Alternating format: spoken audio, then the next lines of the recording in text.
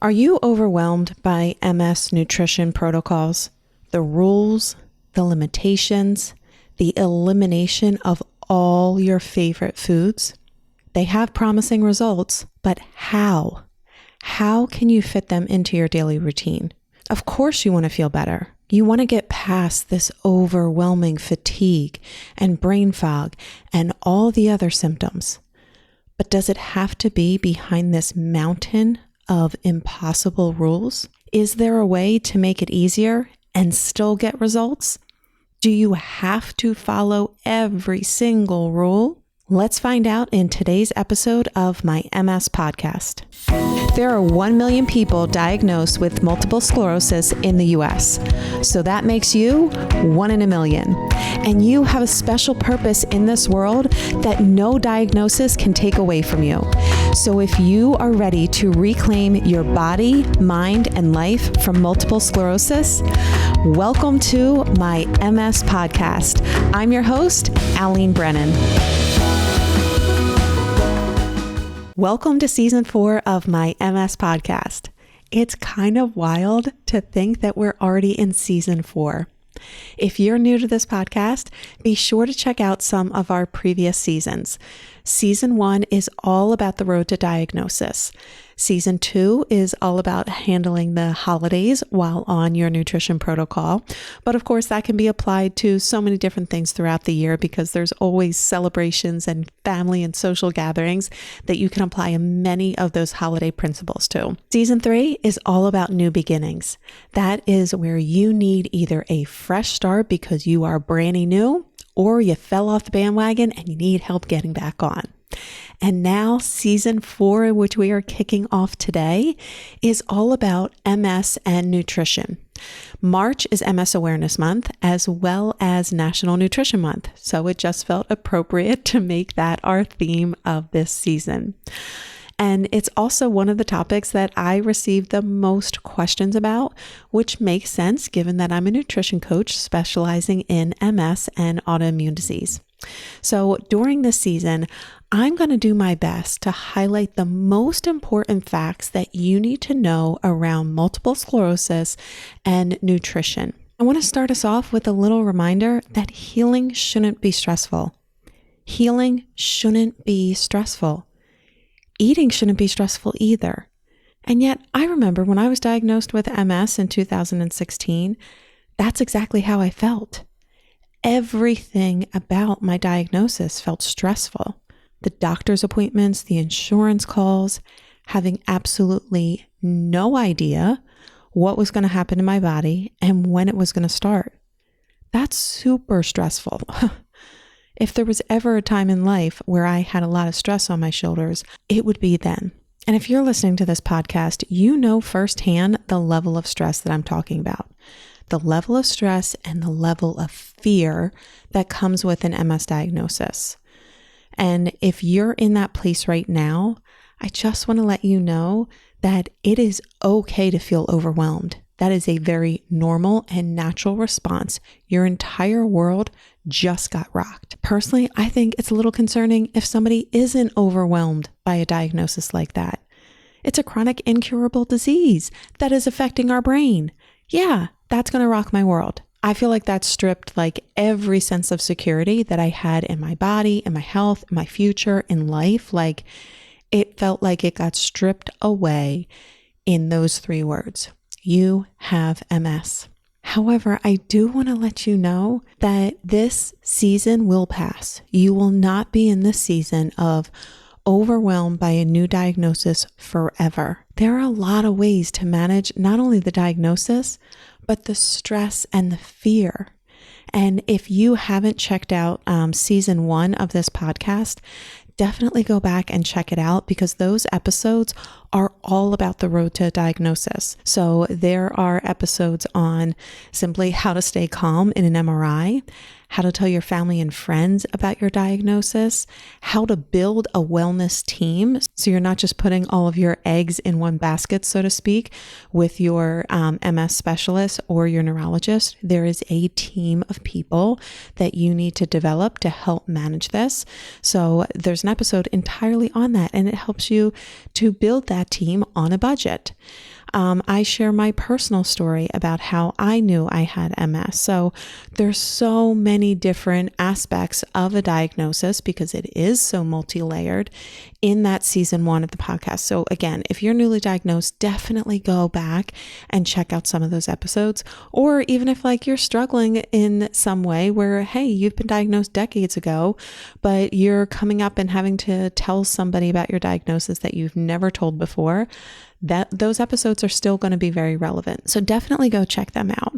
And most of all, like, again, if you're newly diagnosed, remember, you are not alone in this. And I know that's such like a social media hashtag, not alone. But the reality is it feels very lonely when you are the only one in your immediate world that knows what it's like to have MS. But trust me when I say, plugging into an online community like this one, listening to this podcast can help to connect you with people who get it. And talking with people who understand the day-to-day reality is so helpful. I remember my diagnosis, like when I would listen to a podcast or read a blog or talk with somebody, having them share like their experience, they gave words to experiences that I was having that I didn't have the words for yet. And there was so much validation that came with that. It was like, thank you for putting words around this tsunami of emotions and a whirlwind of thoughts, like never ending thoughts and all the worst case scenarios and what ifs that were constantly running through my mind. They had the words for them because they were a few steps ahead of me. And that can be really helpful. So make sure that you are plugged into a community. And I know you do have to weed through some of the doom and gloom online support groups because there are plenty of them out there. And that's actually one of the things that I hear most from people in our community. They'll send me messages of like, thank you for having a place for us to talk about this and to connect that doesn't feel so heavy and doom and gloom. Like, I live with a chronic illness, but it doesn't mean that I want to be, again, doom and gloom is just the word that constantly gets tossed around. Like, it's okay. And it's really important to have hope and inspiration and encouragement. And that's always my prayer and my intention for our community. So make sure that you stay connected.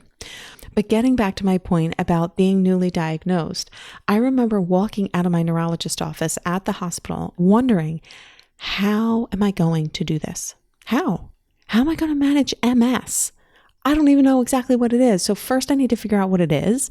But number 2, I know one thing's for sure. It's a chronic, incurable disease that affects my brain. That's super intimidating. Now, I actually heard about the WALS protocol leading up to my diagnosis, and I had already started some of it. But when you have a definitive diagnosis, like when MS is now on your medical record, that lands differently. That feels a whole lot different. So it wasn't me just kind of like flipping through the pages of this diet book. All of a sudden, like nutrition felt like a lifeline for me. It was a sense of hope that I was desperately grasping for. And I was already a nutrition coach at that point. I had had my nutrition coaching practice for a couple years. So my mind did naturally go to food. But even as a nutrition coach, I was intimidated by the protocol. I mean, 9 cups? 9 cups of veggies every single day? 9? Can I even do that? Like, what does that look like? What am I just going to eat salad, breakfast, lunch, and dinner every single day? Now that sounds exciting. And yet, if that was a way to stabilize this disease, how could I not do it? Not doing it felt like it would just pile on this guilt of me ignoring something that could potentially improve my quality of life today and for years to come. Now, I know so many of you can relate to this place of like being in limbo.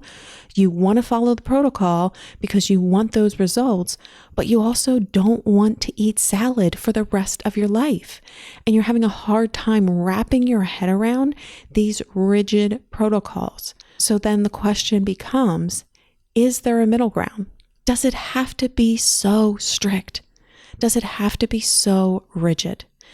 And does the middle ground get you the same or similar results with MS? I mean, that's why you're doing it.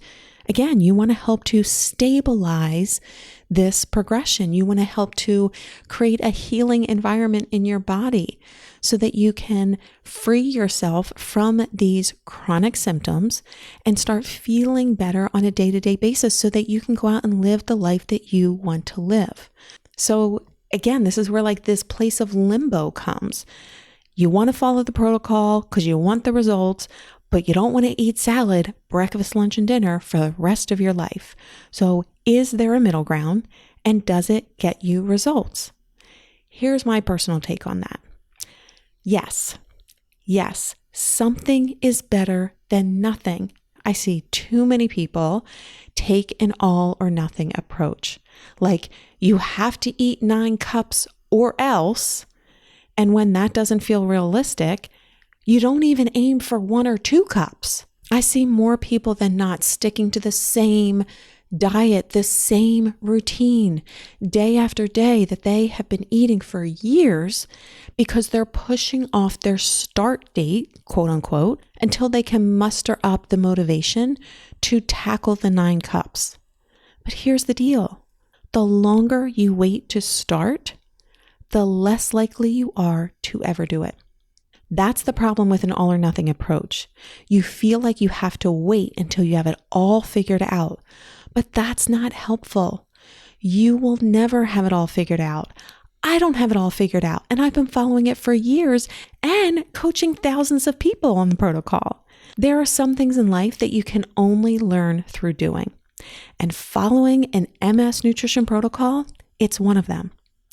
I love the analogy about understanding like flavors of food, how you can only understand flavors of food so much by reading a menu. At some point, you have to place the order so that you can actually have the food in front of you and see it and smell it and taste it. That is the learning experience. And that's so similar to following an MS nutrition protocol. You can only learn so much by reading a book or scrolling through the social media posts or even watching another webinar. You have to, at some point, try it out firsthand to see how it feels in your body and how it works in your day-to-day life. So going back to my point about continually pushing off your start date until you have it all figured out, what if you just started today? What if you didn't give yourself like a start date of Monday or the first of the month or whatever? What if it was just today and you decided that you were going to find one way to eat 1 serving of vegetables that you weren't already planning on eating today? It can be that simple. It can be that simple. For me, a big win is choosing some cut up veggies for a snack instead of reaching for a bag of chips, or choosing a salad for lunch, or adding some spinach to my strawberry banana smoothie, or adding a serving of veggies at dinner. And when we hear these, they all sound simple in and of themselves. So if you're like me, it's easy to be like, oh, you know what? I can do all of them. I'm going to do all of them, and I'm going to do that tomorrow, because doing all of them doesn't feel realistic today. But does reaching for the bag of baby carrots in your refrigerator, if nothing else, have a few of them before the snack that you are already going to eat? That feels more realistic. Like, I want you to have a starting point so simple that you look at it and you're like, oh, I can definitely do that. That is your starting point. And from there you build.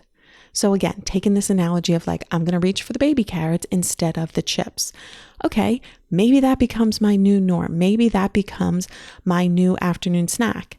And then once that becomes something I'm not even thinking about, it's just part of my routine, then I take the next step of like, you know what, I'm going to pick up some spinach at the grocery store. I'm going to start adding that into my strawberry banana smoothie this week. That feels ridiculously simple. You buy the spinach, you put the cup in the blender, and you're not doing basically anything else different. So when there's less resistance, it feels easier. It feels lighter. We're more likely to do it. It doesn't feel like this mountain that we have to climb. So therefore we have to wait until we have the energy or the motivation or whatever. Start today. Start simple. What is one step?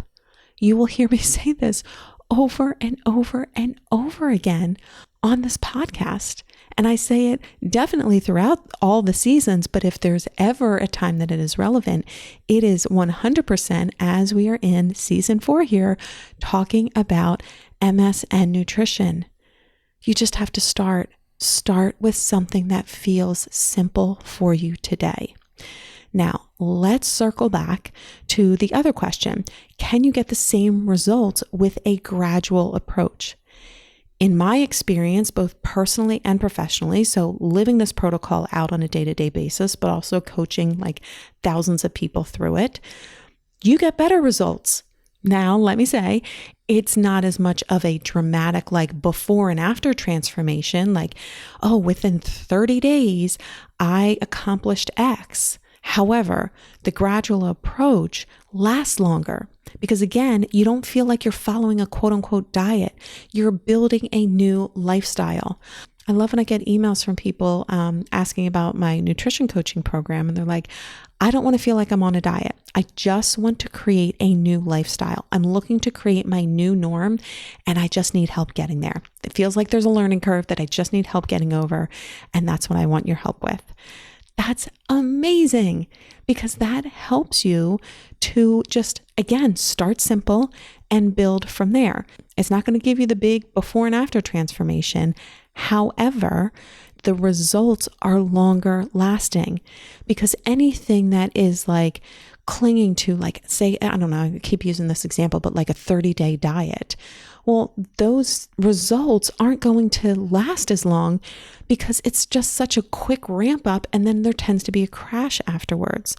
But if these are some habits that you're just gradually building in, you might not notice the results as immediate, but they come and they're longer lasting. Does this make sense? I'm hoping so. Because when you look at it from this perspective, if you have one quote unquote bad meal or day or week or month or whatever it is, you don't look at it like, oh, I fell off. So there goes the rest of my day or there goes the rest of this week. Like, no, you had one off day.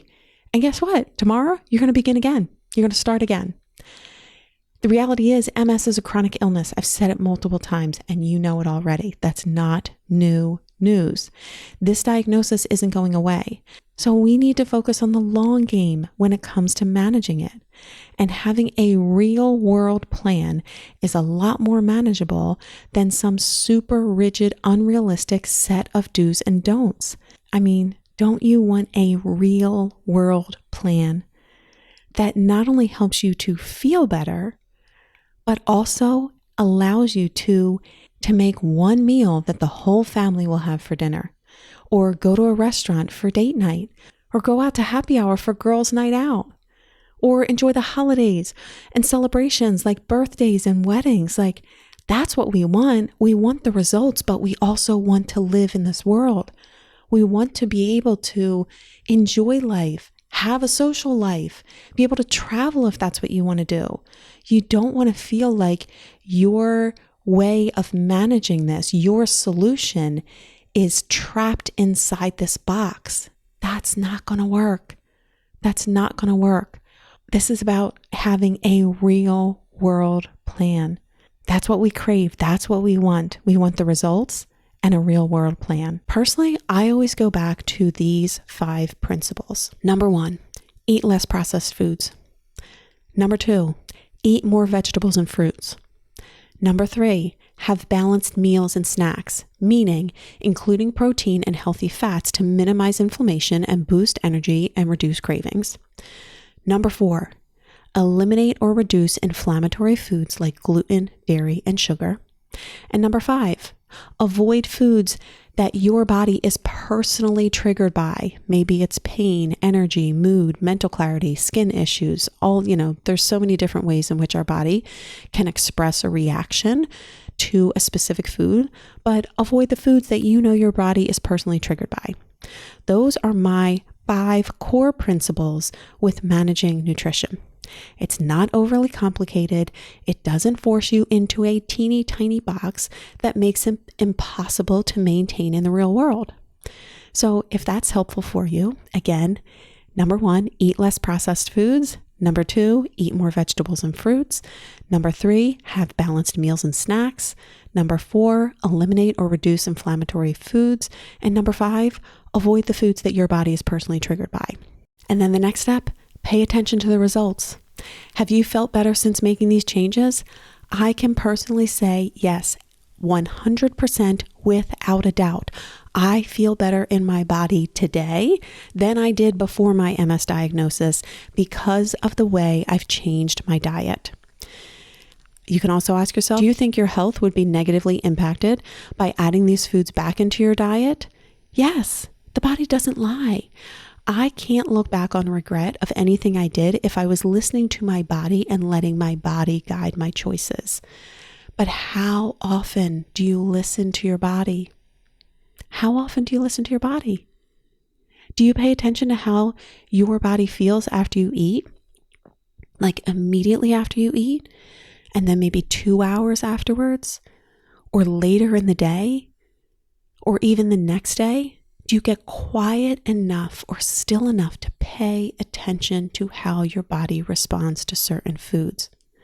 We live in such a fast-paced world. It's easy to try to follow someone else's diet who seems like they figured it out. Let me just hop on their bandwagon and keep it pushing without ever asking ourselves if it works for us. What is your body saying? And how does your body speak to you? For years, my body spoke to me through migraine headaches. If I was stressed or taking on too much or eating poorly, my body would respond with a migraine headache. Now it's more likely to respond through my digestive system or fatigue. How does your body let you know that something is off? The best guide for your diet is your body through my digestive system or fatigue. How does your body let you know that something is off? The best guide for your diet is your body. And that's what I want to invite you to do more often. Now you might be saying, okay, all this makes sense. I'll start letting my body be the guide, but where do I start? Alene, give me some type of starting point, especially if you're bombarded with the do's and don'ts every single day around nutrition. I feel like I can't go on social media anymore without seeing yet another rule I'm supposed to follow around food. So I'm very much in agreement with the message that we don't need to fear food. Too many rules and restrictions creates fear, paralyzing fear. Paralyzing in the sense that you start to fear food. You're afraid you'll eat the wrong food and it'll trigger a flare, or you don't have enough of the quote unquote right foods in your house to feed you for the week. Food becomes a source of stress. I get it. I see it all the time in our community, and I've even experienced it myself, and I'm a nutrition coach. Too many rules and restrictions creates fear, paralyzing fear. Paralyzing in the sense that you start to fear food. You're afraid you'll eat the wrong food and it'll trigger a flare, or you don't have enough of the quote unquote right foods in your house to feed you for the week. Food becomes a source of stress. I get it. I see it all the time in our community, and I've even experienced it myself, and I'm a nutrition coach. But don't just follow food or diet rules because somebody else said so. Hear out their recommendations, I'm all for that, but then filter them through what your body is telling you. Are you sensing a theme? Does this recommendation make sense for you? If you feel better after eliminating a specific food, great. Amazing. Your body gave you great feedback. Then discover how you can expand your meals and snacks without a particular food in your diet. Again, if they're saying to eliminate something like gluten, Eliminate it from your diet for 30 days or up to 3 months and see how you feel. Most often, that is one of the foods that people can undeniably say they feel better after eliminating.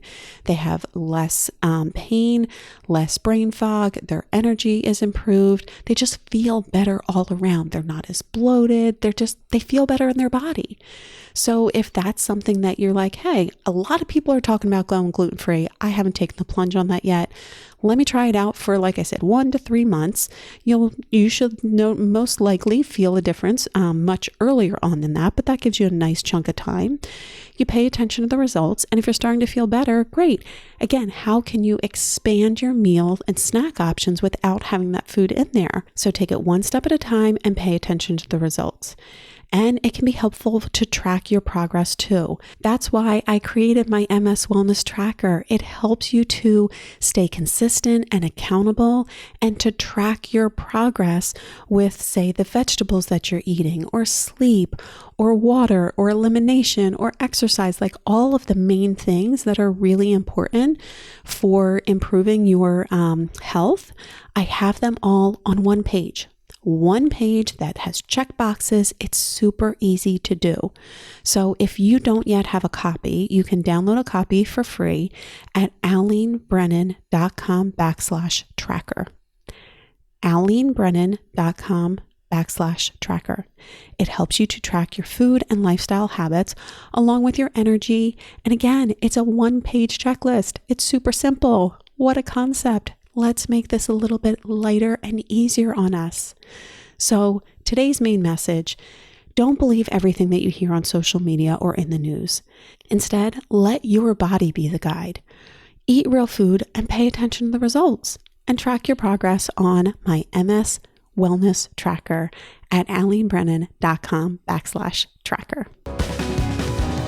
Well, my friend, we've reached the end of this episode.